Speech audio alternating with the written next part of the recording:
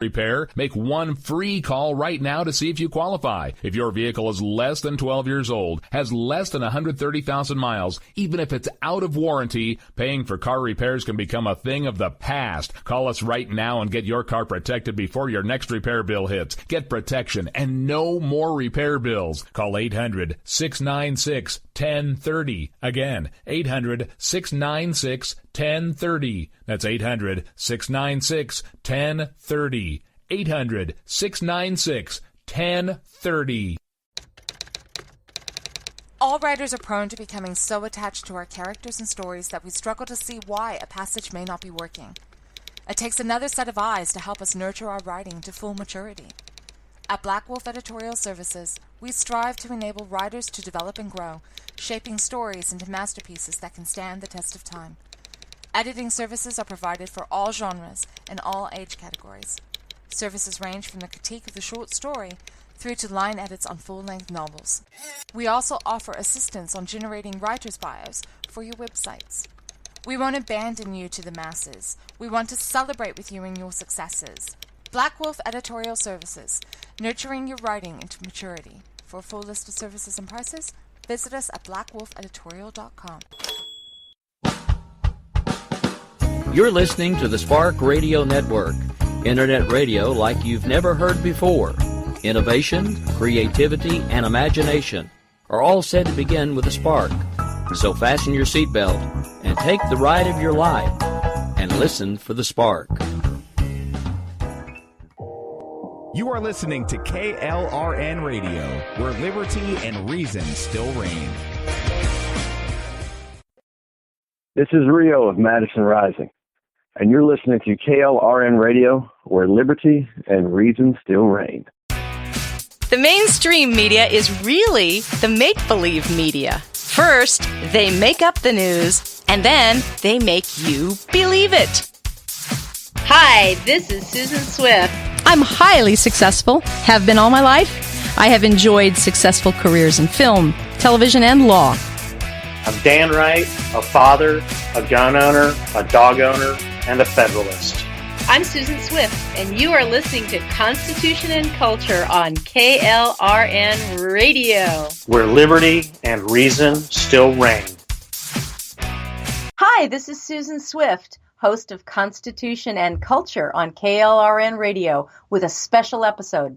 It's a one-on-one interview with Steve Beaman, a self-made millionaire who has spent his life in small business building companies. Steve weighs in on President-elect Trump's latest threat to tax businesses that leave the country. Thank you very much for talking with me today. Oh, I really appreciate you being on. The last time we talked was back in August, and you were telling me all about, Trump's economic plan at that time. He hadn't put out a lot of specifics, and you were really pleased with what you'd seen so far. But now we're learning from the AP. There was a report that came out 2 days ago that apparently Donald Trump is going to, he's threatening companies with a 35% tax, a tariff, if they relocate. And so could you tell me a little bit more about that and what you think and your analysis of that, since you are a self-made millionaire and you know economics? Well, and I've spent my life in small business and building companies, so I get it. Now, here's the background to that. We have a lot of companies in the United States who are electing to go overseas for both regulatory as well as cost reasons. So one of the negotiating tactics that Trump is using, and I want that phrase clear because I think it is a negotiating tactic, is to come out with this shot across the bow to threaten them with this 35% import tariff. Now, I think any economist would agree that that's not going to work well. And I don't think at the end of the game, it's going to happen. I think that will not pass. I think it would require congressional approval, number one. But I don't believe that he would actually do it. I think it's a negotiating tactic to try to get them to rethink moving out in the near term until they can deregulate and cut costs. Well, let's go to the art of the deal, and let's take Trump at his own words. What he's doing is saying to companies, listen, we're going to cut your taxes from 35% to 15%. We're going to deregulate this economy so that you are able to do business here as well as you would be able to in Europe. And he's hoping, and I think rightfully so, that will continue company operations here in the United States rather than going overseas. And that's where he's trying to go. That's his end game here. But I think this is part of the art of the deal, just negotiating, saying to these companies, hey, if you don't play ball with me, I'm going to have a penalty here. Well, isn't it true that, I mean, he would need Congress to approve all of the tariffs he's talking about, yes? Yes, he would. And I think if you look at that, let's go back to the 1930s when we put in the tariffs at the beginning of the Depression, and it worsened the Depression in a serious way. I don't think in the end of the day he's going to do that.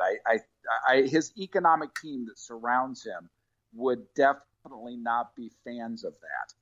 So my hope, and underline that word hope, is that this is purely a negotiating tactic to say to companies, hey, don't do anything right now. Wait and see what we do. The way to keep companies in the United States is to incentivize them to be here, not to threaten their leaving. I mean, frankly, that sounds like something Hillary Clinton would have done, which most of the free market economists would have fought heavily against. Yeah, exactly. It sounds exactly like the Democrats. They always tax and tax and tax because they want our money, and it just punishes more people. I agree with you that incentivizing would be a smarter way to go. Don't we already have, I don't know, something like 60,000 tariffs already on the books that are already existing in this country? Yes, we do. Well, how are those working out? So They don't seem to be working out so well. Right. I mean, as I was on an interview this morning, we talked about whether government is a necessary thing, and it is. We have to have good regulation. If you look at Glass-Steagall, that was good regulation that separated investment banking from commercial banking. But what we've seen is an encroachment of this regulatory burden in OSHA, in the National Labor Relations Board, in the EPA, just through the alphabet soup of government regulations that are strangling business. When you talk to companies about why they move overseas, yes, labor cost is a component, but it's more often regulations and taxes that are causing them to move. Right, and So labor we is just ought to one be able to more incent good companies. thing. That's right. So I do think that, if you look at economic freedom, and this is an interesting kind of study of its own, but in the year 2000, the United States was the third most free economy, measured by, I forget the index, but it measured Hong Kong and Singapore numbers 1 and 2, and we were number 3. Today, 20 years later, 17 years later, we're number 13 on the list, I believe it is. Yikes. On most economic measures, Canada is more free than the United States. Ugh. Well, I guess we can actually lay that at the feet of Congress and I guess Bush and Obama, because for over 17 years, that's not just Obama and it's not just the Democrats. It's this mentality of the economic stranglehold you're saying. I guess it's throughout the entire government.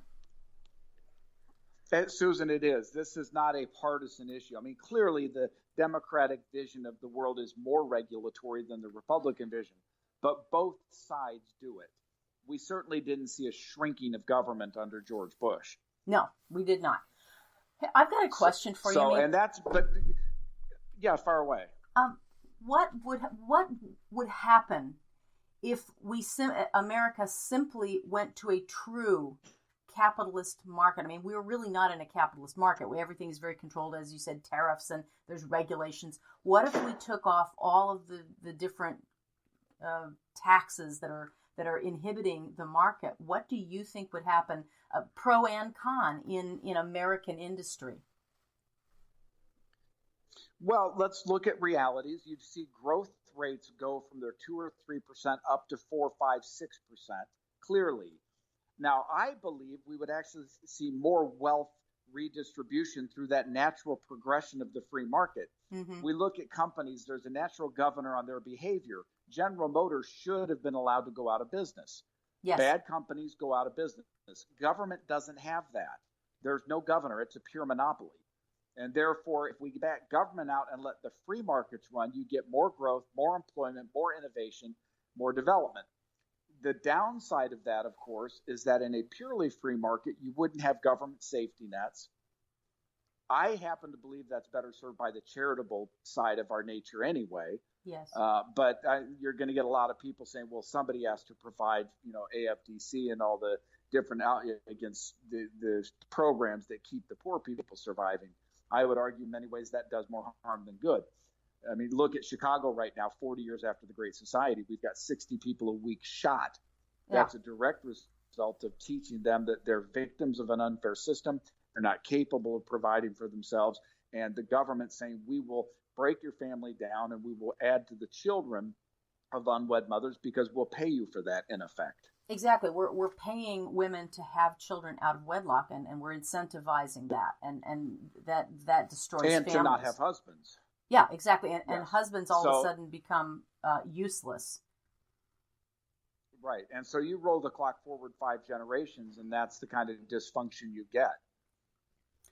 I also would like to see... But we're so far down that path, it'd be really hard to unwind it, so to speak. But we do need to at some point. You'd have to do something to unwind it fairly slowly. I don't know. The other thing is, I mean, the charitable organizations are a bit handcuffed because we used to be able to donate 100% of whatever donation we would give to a charity, to a church, to a United Way, you name it. You could deduct that off of your taxes, and of course that's been eroded. So now it's tied to whatever your tax bracket is. So if I give $100 to my church, right, the phase out. Yeah. So that discourages private individuals from donating, and that's making paupers out of all of these charitable organizations that do good and can take care, and they are the boots on the ground and can one-on-one take care of poor people or women who don't have a husband or have don't have the right kind of job that they need. All of those things can happen, and were happening. What was happening about 100 years ago, before all of this, before we had all of these programs?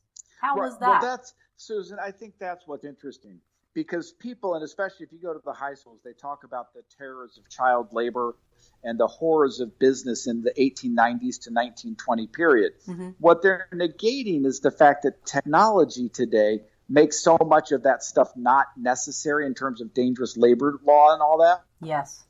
If you look at charity back then, sure, it wasn't perfect, but if you roll the clock forward and say, what about that same charitable circumstance with today's technology and today's resources, it would be a whole different ballgame. In fact, I would go a step further than a tax deduction, and I would actually allow for a tax credit of charitable gifts.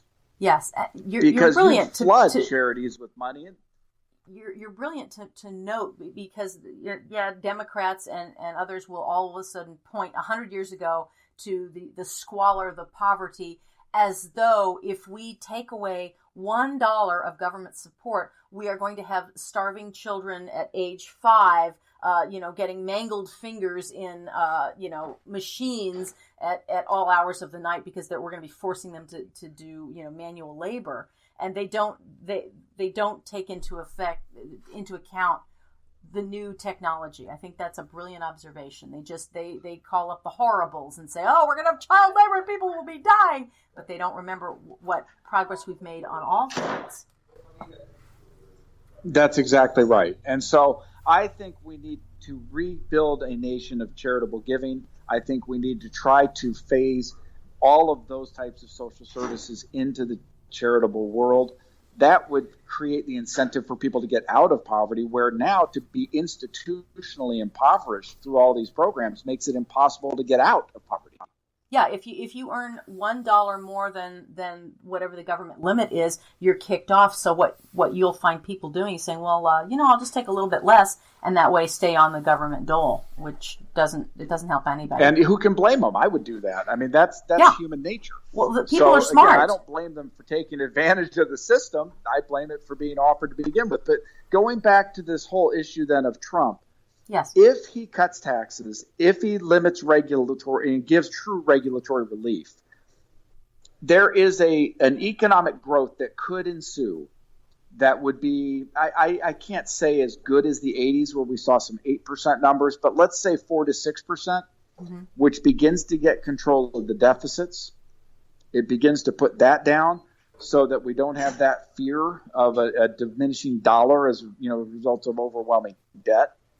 Yeah, we're at 20 trillion now, aren't we? Saying we're about 20 trillion, yes, with a $19 trillion economy, which is the problem. Ooh, yeah. Our debt is now bigger than our economy.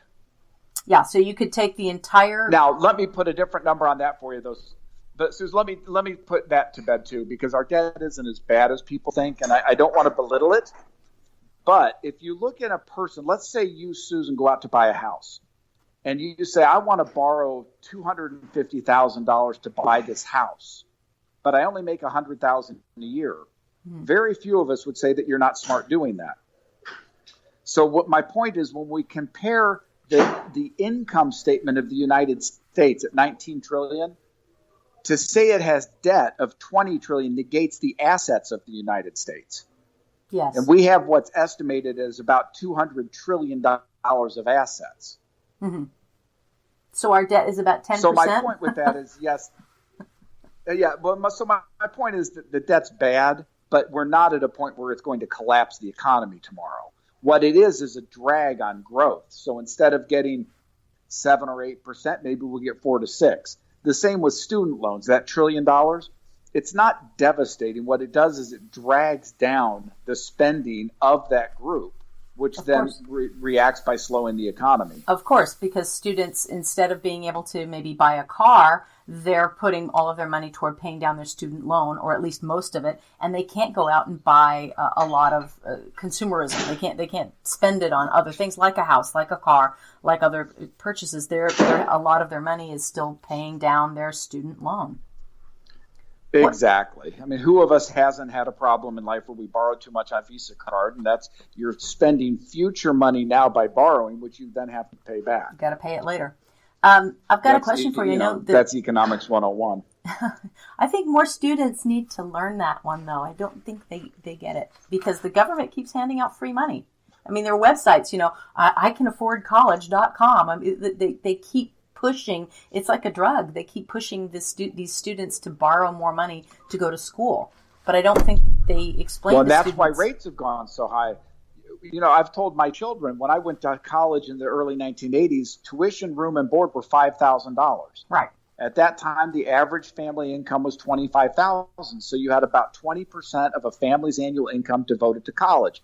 Today, the average college room and board and tuition is $35 to $50 against the national income of $50. So you've seen a huge explosion in the cost of college, and that is a result very directly of more and more money being shoved into the system.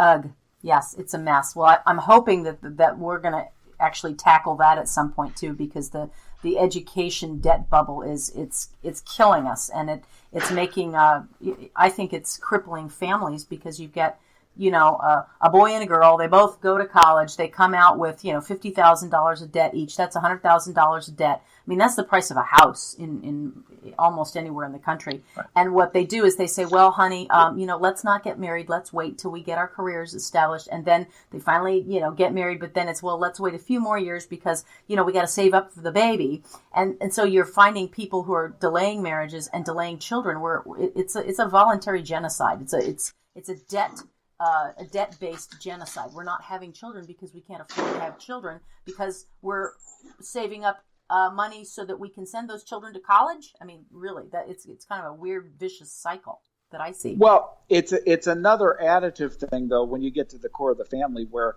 that is certainly one of the pressures on having family, but the other pressures then become historically, if you go through the agricultural era or the industrial era, having children was an economic benefit. Used to be, yeah. What we have today is there is no economic benefit to children. They're an economic drain. Right. So there's already a push not to have children. When you throw in the cost of college, it just redoubles down on that. Exactly. We're punishing families for having children. Even the tax break that they used to get, it used to be $1,000 a kid, and that's been reduced as well. So there is hardly any incentive to have children.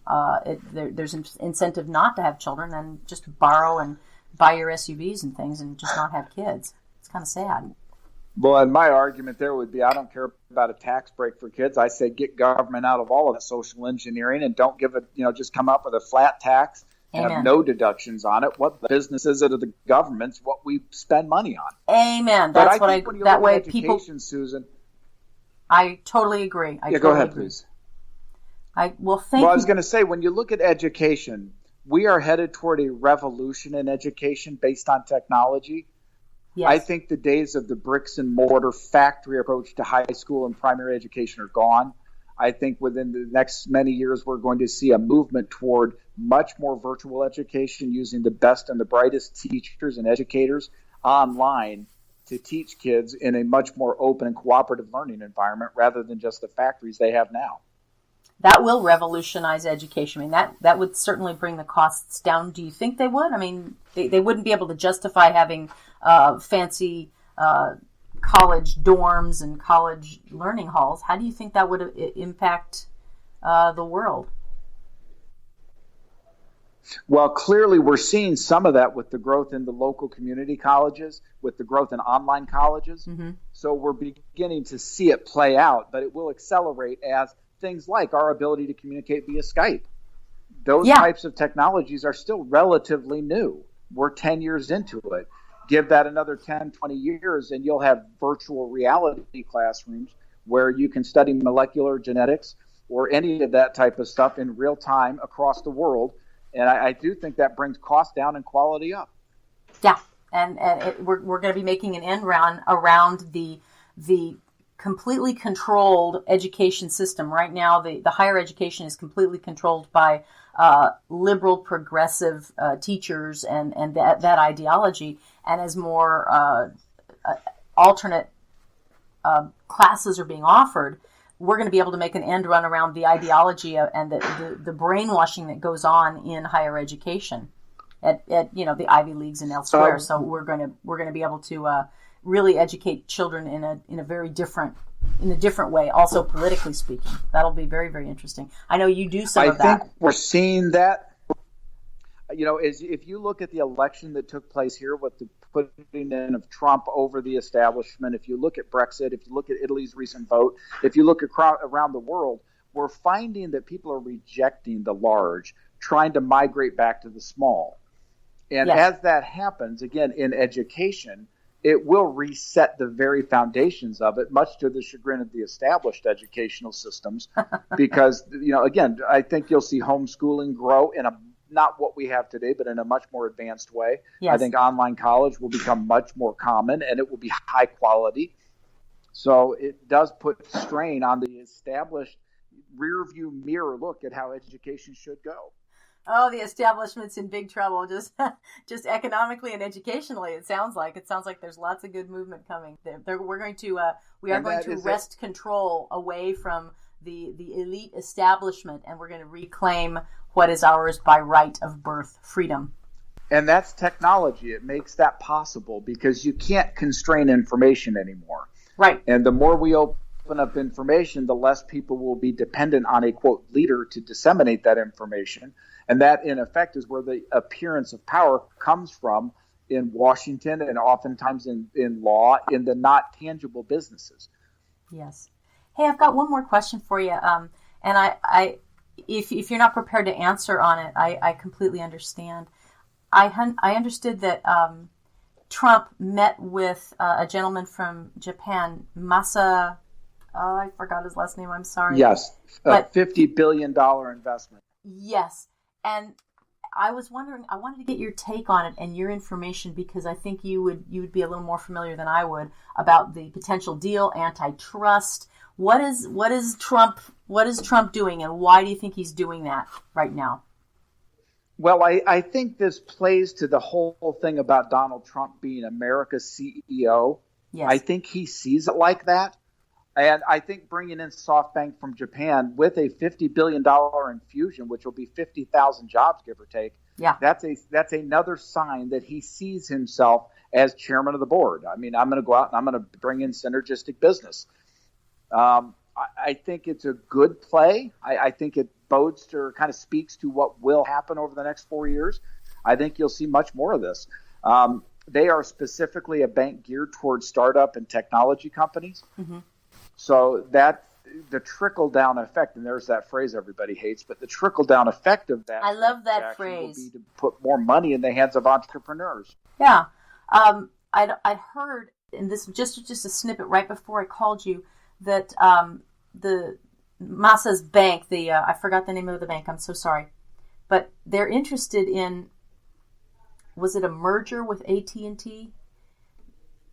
I may not have that right. I have not heard yet. I just heard a very snip of the news, so we'll let it go. But I think there was a reason why the Japanese gentleman had said, well, he would not even consider doing this had Trump not won the presidency. And I believe that there was a reason because of, I think that bank wants to be able to purchase an interest in perhaps American communications, which would involve, I think, antitrust. I'm not sure. I was hoping maybe you'd heard something about that. Well, certainly at that level of I can speak generally that at that level of commerce, there are antitrust implications, Sure. almost no matter what they do. So it clearly is bigger than just saying, okay, we want this to happen. Right. But I think, again, I go back, it's just indicative of the direction we're headed. Yeah. I think it's going to be a very business administration. It reminds me of Calvin Coolidge in the 1920s. The business of America is business. Yep, it sounds like it, although Calvin Coolidge makes me nervous, but we'll see. We'll see how it all Well, he works. actually had a very good economy. What caused him trouble is the Fed with allowing 90% leverage into the stock market. Yes. That's Okay. what caused the bubble to burst. I mean, you saw devaluations based on that leverage, not based necessarily on the economy at large. Well, I'm glad you know these things because I can't keep a track of all of it, so I'm glad you do. Thank you so much. Well, it's a pleasure as always. It's always an education speaking to you, and it makes me feel confident that if people like you see what's going on with the Trump administration, if you have confidence in it, that reassures me because you know a lot more about the economy of it than I do, and I'm glad if Steve's on board, it's a good thing. Let's say I am cautiously optimistic. All right, cautiously optimistic, and I really love how you're going to call Donald Trump America's CEO. I think that's brilliant. I think that's going to be the title of my article when I type it up. Hat tip to you. Well, I look forward to reading it, and I appreciate talking to you. It's a pleasure always. Thanks so much, Steve. I really appreciate it. We'll do it again. All right. Merry Christmas to you, and have a blessed holiday season. Oh, Merry Christmas and very Happy New Year.